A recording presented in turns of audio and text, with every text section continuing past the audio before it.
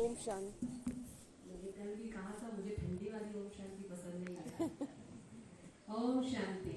ओम शांति। इतनी अच्छे ज्ञान रत्नों से बाबा ने भरपूर किया, तो उमंग वाली ओम शांति होनी चाहिए ना। बाबा ने कहा नशा चढ़ना चाहिए। और आज बाबा ने मुरली में कहा, वो हम बच्चों के लिए नहीं है पर मैं फिर भी बोलूंगी। बाबा ने कहा जिनको इंटरेस्ट नहीं है उनके पीछे टाइम वेस्ट नहीं करना। तो अभी इंटरेस्ट है तो हम सुनाएं। सुनेंगे ना सभी, क्योंकि 3 लोगों का अनुभव सुनना है। मैं शॉर्ट में ही सुनाऊंगी। सबसे पहले तो दीदी का बहुत बहुत धन्यवाद, क्योंकि मैं कल यहाँ से जाने वाली थी। नर चाहत कुछ और, प्रभु चाहत कुछ और। हमारी प्लानिंग कुछ और होती है और बाबा की प्लानिंग कुछ और होती है। तो बस ड्रामा में वो था कि रुकना हो गया, तो मुझे यहाँ पर कुछ बोलने का मौका मिला। दीदी का धन्यवाद, और आप सभी सुन रहे हैं, आप लोग का भी धन्यवाद। सबसे पहले तो मुझे इस बात का बहुत गर्व होता है, कल भी जैसा कि बताया कि बाबा ने हमें गुरु भाई बना दिया, इस गद्दी पर बैठने के लायक बनाया ना। संगम युग में अगर ब्रह्मा कुमारी जीवन मिल जाए, कुमारी जीवन में ज्ञान मिल जाए, तो ये बहुत बड़े भाग्य की बात है। उसमें भी अगर सेंटर पे रहने को मिल जाए तो ये और नशे की बात है।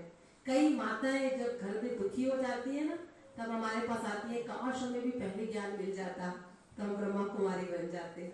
है ना ऐसा? और उसमें भी और नशे की बात क्या है मेरे लिए, कि बाबा ने मुझे इस लास्ट जन्म में सिंधी तन दिया।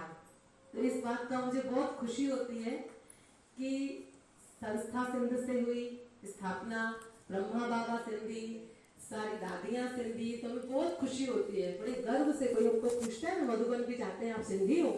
तो हाँ हम सिंधी है। तो फिर हम कहते हैं, कई बार बाबा कहते हैं भाषा में बताओ, ना तुम सिंधी हो ना तुम हिंदी हो, तुम कौन हो? हिंदी हो, है ना। तो बस हम बिंदी हैं, वो सेवा के लिए बाबा ने ऐसा रखा है, पर वास्तव में है तो हम सब बिंदी ही ना। तो संकल्प तो काफी समय से था, पर अभी ये चल रहा है कि हम 4 बहनें मिल करके, चाहे वो खुशी का वातावरण हो चाहे गम का हो, वो बिलासपुर में एक लहर चली हुई है कि कभी भी कुछ भी होता है ना, बस तुरंत फोन आ जाता है कि आपको यहाँ प्रवचन करना है। चाहे कोई शरीर छोड़ दिया उसमें भी बुलाते हैं, किसी घर की ओपनिंग है उसमें बुलाते हैं, कुछ भी, इवन जो भी हो रहा है। अभी तो लेटेस्ट माताएं वहां पर करीबन 100 माताएं थी, पिकनिक करने गई थी।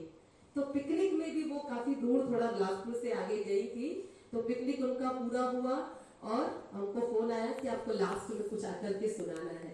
मतलब कहीं पर भी संगठन इकट्ठा हुआ, वो कंपलसरी है कि ब्रह्मा कुमारी बहनें उसमें जानी है। तो ये अच्छी सेवा चल रही है। अभी जगह जगह भाटापारा, रायपुर, रायगढ़, जगह जगह जहाँ जहाँ बुला रहे हैं ना, वहां जा रहे हैं। तो संकल्प था कि अपने जोन में भी, और ये मैंने दीदी को भी नहीं बताया, कल किसी को बता रही थी कि बस मेरे को यहाँ संकल्प था कि दीदी अपना जोन इतना बड़ा इंदौर, और यहाँ इतने सारे सिंधी होंगे, एक बार आप यहाँ भी सेवा रखिए ना, सिंधियों को इकट्ठा कीजिए ना। बस बाबा और मेरी वार्तालाप चल रही थी, और बस क्लास पूरी हुई और बाहर मुझे निमंत्रण मिला। मैंने कहा बाबा मैंने आपको संकल्प तो दिया, पर वो संकल्प इतना जल्दी पूरा हो जाएगा और अभी मेरे द्वारा ही आपको कराना है, ये नहीं सोचा था। तो देखो बाबा के घर में ना, अगर सच में शुद्ध संकल्प करो ना, तो वो पूरा जरूर होता है। और दूसरा मेरा मधुबन का अनुभव है कि मधुबन में ये संकल्प आया था। मधुबन में कोई संकल्प आता है ना, तो लगता है वो जरूर पूरा होता है। तो कभी भी किसी सेवा, किसी को फोन करनी होती है ना, तो मैं मधुबन से कर लेती हूँ पहले से एडवांस में, क्योंकि यहाँ पर बीच चल गया, अगर फोन चला भी गया तो वो संकल्प तो पूरा होना ही है। तो यहाँ पर भी ऐसा ही हुआ। और जैसा कि बताते हैं, आपसे मैं एक छोटी सी परीक्षा ले रही हूँ अभी। आप सबको बाबा पर विश्वास है? विश्वास है कि संपूर्ण विश्वास है? सभी संपूर्ण विश्वास में हाथ खड़ा कर रहे हैं सभी? परीक्षा ले लूं आपकी। एक बार क्या होता है, एक बड़ी ऊंचाई पर 2 बिल्डिंगें होती हैं। इस बिल्डिंग से उस बिल्डिंग तक एक रस्सी टांगी जाती है, सभी सुनिएगा ध्यान से। हाँ। और एक कलाकार उसको कहा जाता है जो कुछ हटके करे। हम सब तो चलते हैं रोड पे, लेकिन कुछ अलग करे तो वो कलाकार कहलाता है। तो वो इस पार से उस पार बिना सहारे के चलता है। कुछ लोगों ने सुना हुआ है, शायद फिर से सुन लेंगे। तो इस पार से उस पार वो चलता है, वो गिरता नहीं है। और नीचे सब देख करके उसको बड़े आश्चर्य से, ऐसे सबकी गर्दन ऊंची हो जाती है और सबको आश्चर्य होता है कि ये बंदा गिर नहीं रहा है, कोई सहारा नहीं ले रहा है। और खूब तालियां बजाते हैं, खूब उसका उमंग उत्साह बढ़ाते हैं। तो इस पार से इस पार गया और वापस इस पार आया। वो नीचे आया, सब उसने खूब तालियां बजाई, उमंग उत्साह बढ़ाया, उसके साथ फोटो खिंचाया। उसके बाद उसने कहा मेरी कला दिखाना अभी और बाकी है। तो वापस वो ऊपर गया और अपना छोटा सा 3-4 साल का बेटा था, उसको अपने कंधे पर बिठाया। कंधे पर बिठा के वो इस पार से उस पार जाता है, वापस उस पार से इस पार आता है। खूब तालियां, वो फेमस हो गया, लाइव कार्यक्रम उनका चलने लगा। और नीचे जैसे आया तो सब उसके साथ सेल्फी लेने लगे, फोटो खिंचाने लगे, खूब ज्यादा उसका नाम हो गया। अब उस बंदे ने कहा कि आपको ये विश्वास है कि मैं वापस ऊपर जाऊंगा और इस पार से उस पार जा सकता हूँ? सबने एक ही सुर में कहा कि हाँ आप जा सकते हैं, हमको आप पर संपूर्ण विश्वास है।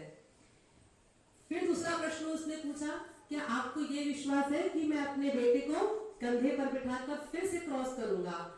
सब ने कहा कि हाँ आपकी प्रैक्टिस है और हमने अपनी आंखों से देखा है, आप इस पार से उस पार जा सकते हैं। अब वो पूछता है कि आपको संपूर्ण विश्वास है? तो कहता है हाँ संपूर्ण विश्वास। तो कहता है इस बार मैं अपना बेटा नहीं आपका बेटा लेकर कंधे पे चढ़ना चाहता हूँ, देंगे? कोई देगा? सब चुप हो जाते हैं। तो इसी तरह हमारा बाबा पर विश्वास तो है, बाबा मेरा ये काम कर देना ना, बाबा ऐसा कर देना ना, लेकिन संपूर्ण विश्वास नहीं है। हकीकत है, बुरा मत मानिएगा। अगर मन की स्थिति ऊपर नीचे हुई, हलचल में आए, मतलब संपूर्ण विश्वास है ना? हकीकत सच बोल रहे हैं। होता है हमारे साथ ऐसा, अंदर हम शांत है, स्थिर है, मतलब संपूर्ण विश्वास है। बाबा कहते हैं कि अकल्याण की सीन में भी कल्याण छिपा हुआ है, बस आपकी स्थिति में हलचल नहीं आनी चाहिए है? तो ऐसा ही एक सत्य अनुभव मैं आपको सुनाना चाहूंगी। सुनेंगे ना? किसी को बोर तो नहीं लग रहा, किसी को टाइम तो नहीं जा रहा है, तो जल्दी जल्दी सुना देते हैं। अभी मदुरई का आपने सबने नाम सुना होगा। साउथ में मदुरई एक जगह है। छोटी सी बच्ची, एक परिवार में काफी समय के बाद बच्ची पैदा हुई, उनको हो नहीं रही थी बच्ची, तो काफी समय के बाद उनकी संतान हुई। 3 साल की। बच्चा बोलना कब सीखता है? माताएं बताएंगी 2.5 से 3 साल में बोल लेते हैं, तोतली भाषा में जैसा भी बोलना सीखते हैं। उनके परिवार में पिता ज्ञान में नहीं थे और वो तोतली भाषा में बोलती है, एकदम इशारा करके कि पापा यहाँ आश्रम होना चाहिए। ये सत्य घटना है ना, यहाँ आश्रम होना चाहिए। पिता को समझ में नहीं आता है आश्रम माना क्या, ये बच्ची क्या बोलना चाहती है। उतने में सफेद ड्रेस ब्रह्मा कुमारियां बहनें उसको दिखती हैं और वो इशारा करती है ब्रह्मा कुमारियों की ओर। तो वो पिता उनके पास जाता है और सब बताता है कि हमारे घर में काफी समय के बाद संतान हुई है और इसके मुख से निकला है कि यहाँ आश्रम होना चाहिए। तो आपके लिए आपका जो आश्रम पूछा और सारी विधि कैसे क्या होती है, तो बोले यहाँ पर हम आश्रम बनाना चाहते हैं, आपकी अनुमति चाहिए और आपसे निवेदन है कि आप पूरे क्लास में किसी भी भाई बहन से 1 रुपए का भी सहयोग नहीं लेंगे। आज वो करोड़ों का आश्रम, जमीन भी उन्होंने ली, मकान भी बाबा का घर बना रहा है। और राजू भाई जी आप सभी जानते हैं, बुरी डिपार्टमेंट के राजू भाई जी, वो वहां पर खड़े होकर के वहीं पर वार्तालाप हो रही थी उनसे कि मैं यहाँ पर खड़ा हूँ। भाई जी ने कहा बोलो वाह बाबा वाह, वाह बाबा। बोले क्यों भाई जी? तो बोले देखो ऐसे बाबा की सेवा होती है। छोटी सी बच्ची जो परिवार में ज्ञान में कोई है भी नहीं, तो हम सब चिंतन कर रहे थे जरूर कोई दादी की आत्मा होगी, कोई पुरानी पूर्वज आत्मा होगी जिन्होंने शरीर छोड़ करके वापस पुनर्जन्म लिया और उस परिवार के माध्यम से वहां पर वो सेवा कराना चाहते। आप बुरा मत मानिएगा, केवल मैं यहाँ की बात नहीं कर रही हूँ, पर हमारे पूरे यज्ञ में कई जगह तो ऐसा सुनने को आया कि हम देते भी है ना, तो बदले में नाम मान शान चाहते हैं, दिखा के देना चाहते हैं। या कई बार तो हमने अपनी आंखों से भी देखा कि दे करके और वापस ले लेते हैं। ऐसा भी है। बाबा के बच्चे, पक्के बच्चे, कहते हैं संपूर्ण विश्वास है, बाबा को पहचान लिया और दे करके वापस लिया। और उनको देखो जिन्होंने भगवान को पहचाना नहीं, करोड़ों की संपत्ति ऐसे दे दी। तो आज सबके पास धन तो है, लेकिन देने के लिए जिगर चाहिए, हिम्मत चाहिए, है ना। एक और अनुभव सुनाओ, फिर पूरा करती हूँ, ठीक है, क्योंकि आप सभी बड़े ध्यान से सुन रहे हैं ना, तो मुझे सुनाने में बड़ा मजा आ रहा है। एक बार क्या होता है, ये भी सत्य अनुभव सुना रही, अनुभव जल्दी याद हो जाता है और इससे अपन को प्रेरणा मिलती है। क्योंकि कल भी मैंने बताया ज्ञानियों को ज्ञान नहीं चाहिए, हम सबके पास बहुत ज्ञान है, अनुभव से प्रेरणा मिलती है।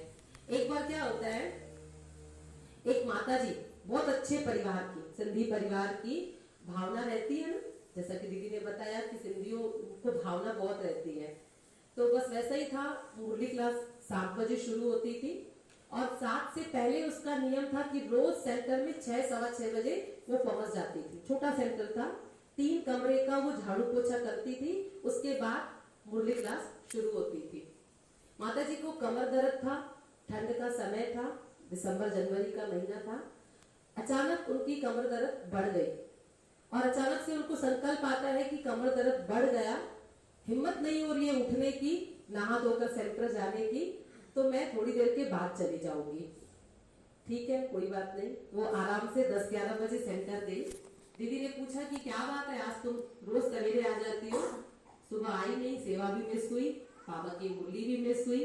बताया उसने कि ऐसी ऐसी बात है, तबीयत ठीक नहीं लग रही थी। दीदी ने कहा कोई बात नहीं। वो माता जी मुरली पढ़ के वापस अपने घर आ रही थी। अच्छे बड़े परिवार की, 3 मंजिल उनका घर है, अभी भी है। तो वो जैसे ही घर आ रही थी, घर आने के बाद भाई 11 बजा, 11:30, 12, 12:30, 1, 1:30 घड़ी का कांटा आगे बढ़ते जा रहा है।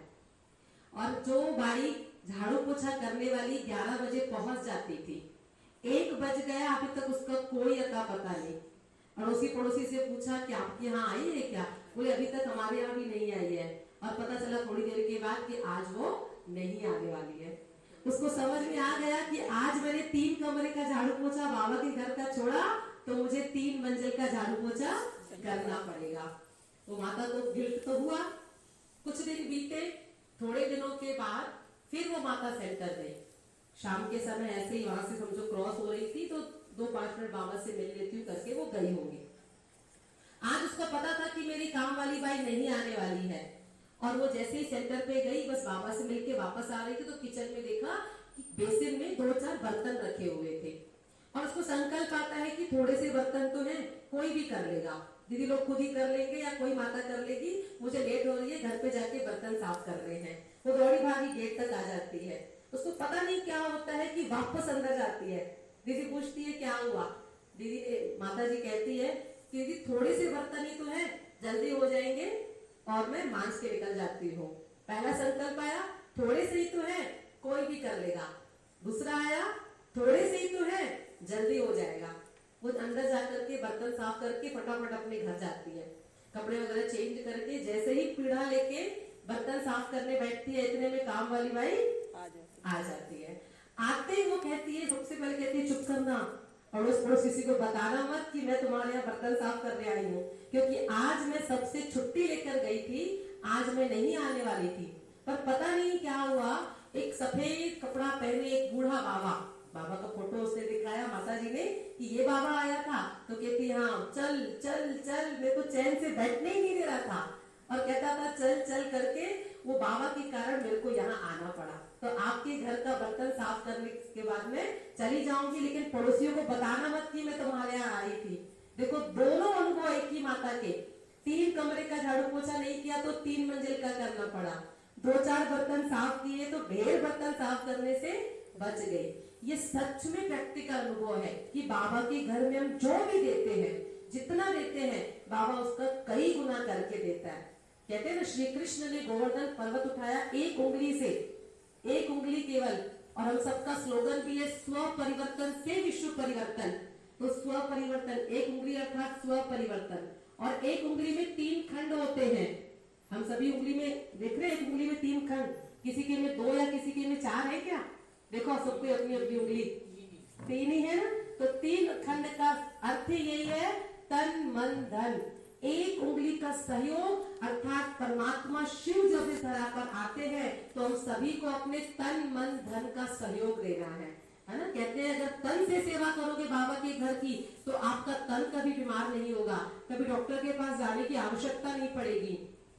मन से सबको सकाश दोगे, दुआएं दोगे तो आपका मन कभी बेचैन नहीं होगा, और धन से सेवा करोगे तो कभी धन की कमी नहीं होगी। हमारे सेंटर पर एक भाई आता है, बेचारे की कभी जॉब स्थिर ही नहीं है, कई समय से कर रहा है, एक जॉब करता है, दूसरी करता है, तीसरी करता है, स्थिर नहीं, लेकिन उसका नियम है सस्ते ही सेंटर पर आएगा ना सीधा भंडारी के पास आता है, चाहे वो 1 रुपए डाले चाहे 10 रुपए डाले, बाबा जाने वो जाने, हमको नहीं पता वो कितना डालता है, लेकिन वो खुद बताता है दीदी मेरी जॉब स्थिर नहीं रहती है, लेकिन मेरा ये अनुभव है कि मैं बाबा के घर में 1 रुपए भी डाल के जाता हूँ ना, मेरी पर्स कभी खाली नहीं होती है, कभी मुझे भूखा नहीं सोना पड़ता है।